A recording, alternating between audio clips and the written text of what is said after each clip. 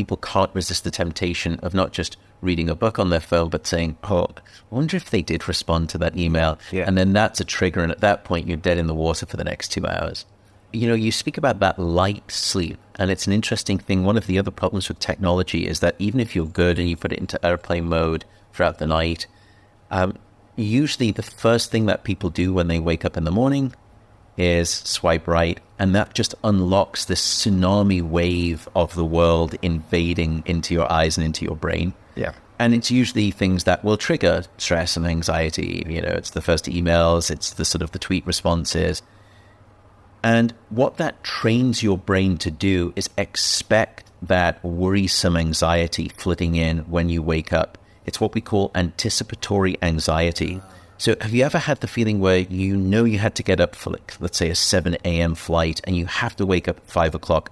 For that night beforehand, your sleep is going to be shallow, it will be fitful, and you'll probably even wake up yourself naturally at 4:58, right before the alarm. Yeah. That essentially is, with the phone being next to you, is a low-grade version, a chronic low-grade version of that same anticipatory anxiety that you have with the flight. It's not as severe, but it's a lower level, but your brain is then trained to expect this hit of, frightening surprise and stress the first thing in the morning. And so as a consequence, you actually have less deep sleep, and we've done these studies, and the more anxious you are about events coming up the next day, the less and less deep sleep that you have the night before. So you are actually going to be diminishing the quality of that sleep by sort of swiping open. So, I'm not trying to be prudish here. I know that the technology genie is out of the bottle and it's not going in anytime soon. And I actually think technology is starting to come back around and solve the ills regarding sleep that it caused to begin with. And we see this time and time and again with technology.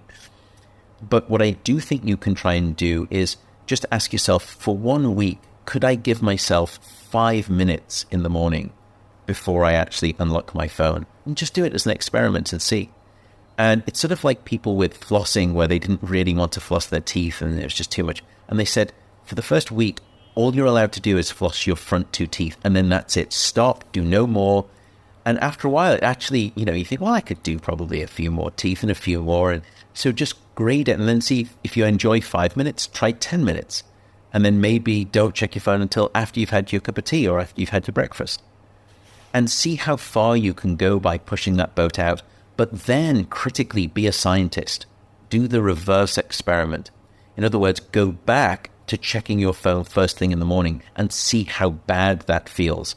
And the reason I suggest doing the negative experiment, as it were, is for 2 reasons. Firstly, you can realize how bad it actually was and be reminded of it. But in second, being reminded of it when you go back to being good and sort of not checking for the first 10 minutes, but then you have the temptation to fall off the bandwagon. You already have done the experiment. You already know how bad it's going to be. So hopefully it means that you resist the temptation to kind of fall off the wagon.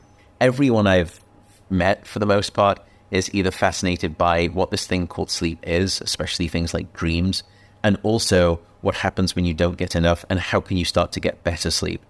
So it seems to be this universal topic of interest by most people.